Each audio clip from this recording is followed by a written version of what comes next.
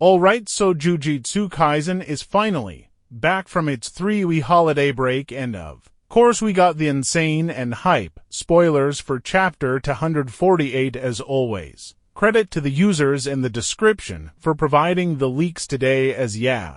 With all that being said, let's get straight into it. Okay, so the last chapter ended off with Sukuna slashing Higuma after a failed attempt to hit him with the executioner's sword. Higuma technically did get him in the hand, but Sukuna was one step faster by slicing that hand off prior, although before Higuma went down he tossed his sword to Yuji, who is behind Sukuna, and that chapter ended with a cliffhanger by showing Yuji in the process of stabbing Sukuna with the executioner's sword. Now, does this end up working? Unfortunately, no, as the spoilers start with Yuji failing to stab Sukuna. From the panels we can see that the executioner's sword had disappeared, so as a lot of people predicted, because Higuma the user died at the exact moment the sword attached to his technique would also disappear as a result. However, maybe Higuma is not entirely dead yet, or maybe he is. We'll get back to this as Sukuna makes the first move, and after slashing Yuji, Sukuna thinks to himself that even though Higuma died, he took the Kamet with him. He also notices that Yuji's stomach has fully healed. Wow, so remember that the Kamet was the weapon that got confiscated in Higuma domain due to having a cursed atony and bit within it, so instead of the weapon coming back to life after Higuma dies, it actually disappears with Higuma, or technically it gets confiscated forever. That's kind of like a nice hack or a glitch in a video game, since the confiscation penalty normally happens temporarily. And yeah, for Yuji healing his stomach, the chapter goes more into this later, so we'll come back to this as we then see Karara and Yuta. Guys, I'm sorry, I don't know how to say his name properly. Apologies if it sounds weird, but they retreat Higuma dead body. Sukuna confirms that Yuta has an instant teleportation curse technique, and that Gojo's dead body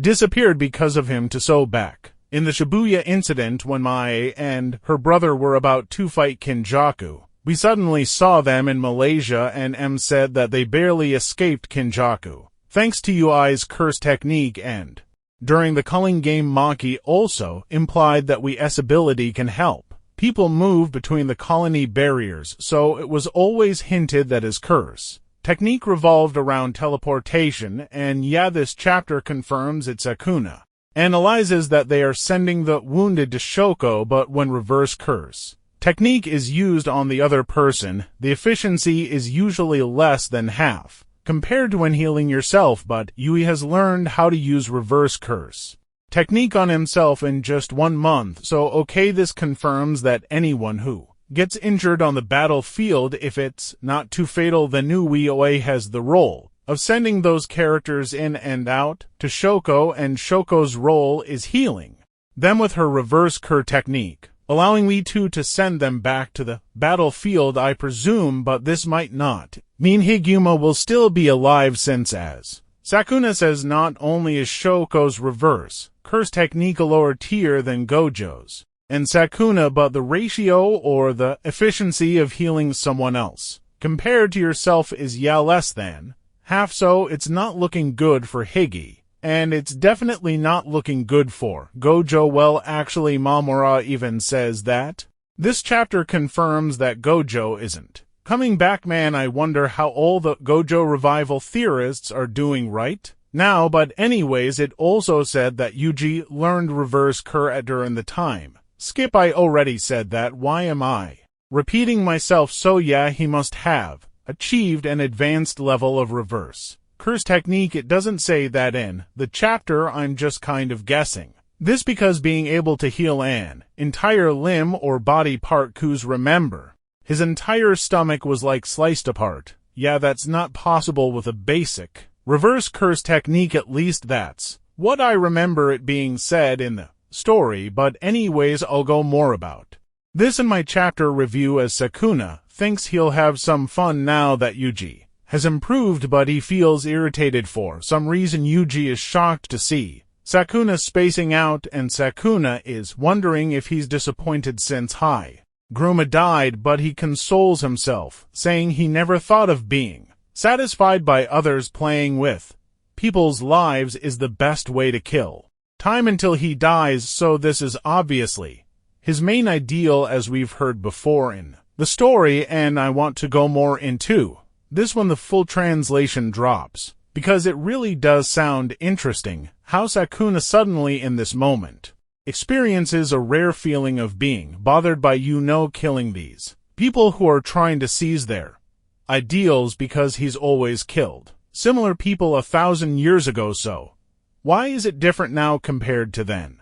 And the answer is because of Yuji, since he shared a body with Yuji's soul for a long period of time. Sukuna really knows that Yuji, no matter how many times his soul breaks, he'll always come back. The chapter says that Yuji wields an indomitable soul, and again I'd love to talk more about this when the TCB translations drop, so look out for my chapter review sometime this weekend, as Sukuna realizes that even a weakling way below his level can still stand up to him with just a strong will to stick to his ideals, and that's severely unpleasant. So I don't know, Suna kind of sees Yuji as this fly, I guess, where no matter how many times you try to swat it away, it always comes back to get, and we know how annoying that feeling can be. So Sukuna kind of reaffirms his resolve and declares that he will surely and definitely slice up Yuji's ideal now, as he says this a spark of light shines above him, and everyone's also surprised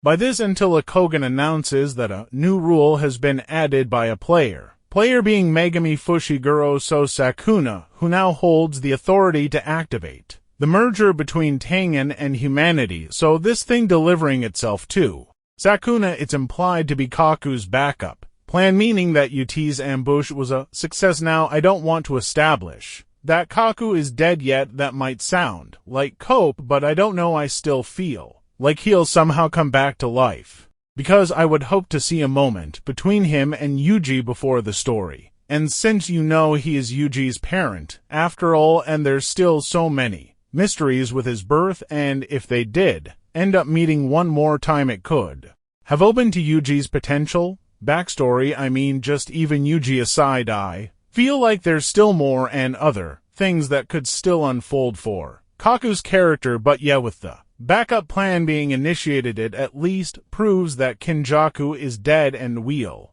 have to wait and see if he went so far in making contingencies, if he has like a other plan or a way he could come back to life somehow. Let me know what you guys think in the comments. But anyways, after assuming the backup plan or the activation for the merger, whatever that thing correlates to, Kasabi thinks that Sukuna won't go forth with the merger, since he's not the type to create Jujutsu terrorism out of curiosity like Kinjaku. However, Sukuna responds back saying that he'd actually like to challenge this merger curse after killing everyone here. So wow, Kusakabe, you kind of jinxed that. But in the next leak we see it joining the battlefield, so as promised, after packing up Kinjaku, Yuta returns to Shinjuku and now fights Sukuna. Sukuna tells Yuta that he better struggle and resist, continues saying, if you don't kill me, then all the humans you love will die. Oh man, that kind of reminds me when I'd had this conversation with Iro. Remember when he mentioned how he's able to live on and be strong because of the friends and loved ones that surround him in his life. So this is going to be an amazing battle, as the chapter ends with Ra emerging to Tracy and crushed Sukuna down while saying, who do you think you are talking to? And Sukuna says, so this is the queen.